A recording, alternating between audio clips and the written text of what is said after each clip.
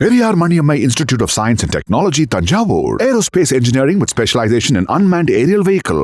வணக்கம். நாட்டையே உலுக்கிய அண்ணா பல்கலைக்கழக பாலியல் வழக்கில் நீதிமன்றம் இன்று தீர்ப்பளித்திருக்கிறது. இந்த வழக்கில் அஇஅதிமுக தொடர்ந்து போராட்டம் நடத்தி மாணவியின் குரலாக மக்கள் மன்றத்தில் ஒலித்து வந்த தொடர் முன்னெடுப்புகளின் ஊடாக தன்னிடம் வழங்கப்பட்ட குற்றப்பத்திரிகை மற்றும் ஆவணங்களின் அடிப்படையில் நீதிமன்றம் வழங்கியிருக்கக்கூடிய தீர்ப்பு வரவேற்கத்தக்கது. இருப்பினும் மக்கள் மன்றத்தில் இந்த வழக்கு குறித்து ஸ்டாலின் மாடல் அரசு மீது நிலவும் முக்கியமான கேள்விகளுக்கு இன்னும் விடை கிடைக்கவில்லை. இந்த வழக்கில் முதலில் கைது செய்யப்பட்ட ஞானசேகரன் உடனடியாக விடுதலை செய்யப்பட்டது ஏன்? விடுதலை மற்றும் மீண்டும் கைதுக்கு இடையில் என்ன நடந்தது? ஞானசேகரன் வீட்டு படுக்கறையில் அமர்ந்து பிரியாணி சாப்பிடும் அளவிற்கு நெருக்கமாக இருந்த ஸ்டாலின் அரசின் அமைச்சர் மற்றும் சென்னை துணை மேயர் இந்த வழக்கில் விசாரிக்கப்படாதது ஏன்? எஸ்ஐடியில் பணியாற்றிய டிஎஸ்பி ராகவேந்திரா ரவி ராஜினாமா செய்தது ஏன்? உயர் அதிகாரிகள் அழுத்தம் என்று வந்த செய்திகளுக்கு என்ன விளக்கம்?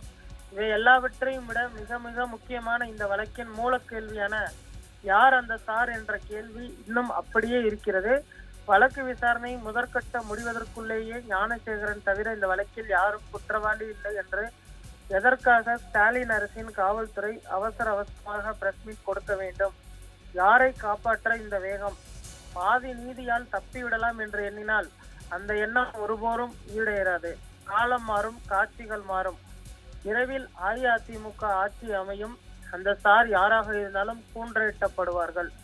சாரை காக்கும் சார்களை உடனேற்றி அவர்களும் நாட்டுக்கு அடையாளம் காட்டப்படுவார்கள் என தற்பொழுது இந்த அண்ணா பல்கலைக்கழக வழக்கில் ஞானசேகரன் அவர்கள் குற்றவாளி என தீர்ப்பளிக்கப்பட்டிருக்கக்கூடிய நிலையில் எதிர்க்கட்சி தலைவர் எடப்பாடி பழனிசாமி அவர்கள் இந்த வழக்கில் பல்வேறு முக்கிய கேள்விகளையும் தற்பொழுது திமுகவை நோக்கியும் திமுக தலைவர் ஸ்டாலின் அவர்களை நோக்கியும் பல்வேறு கேள்விகளை எழுப்பியிருக்கிறார்.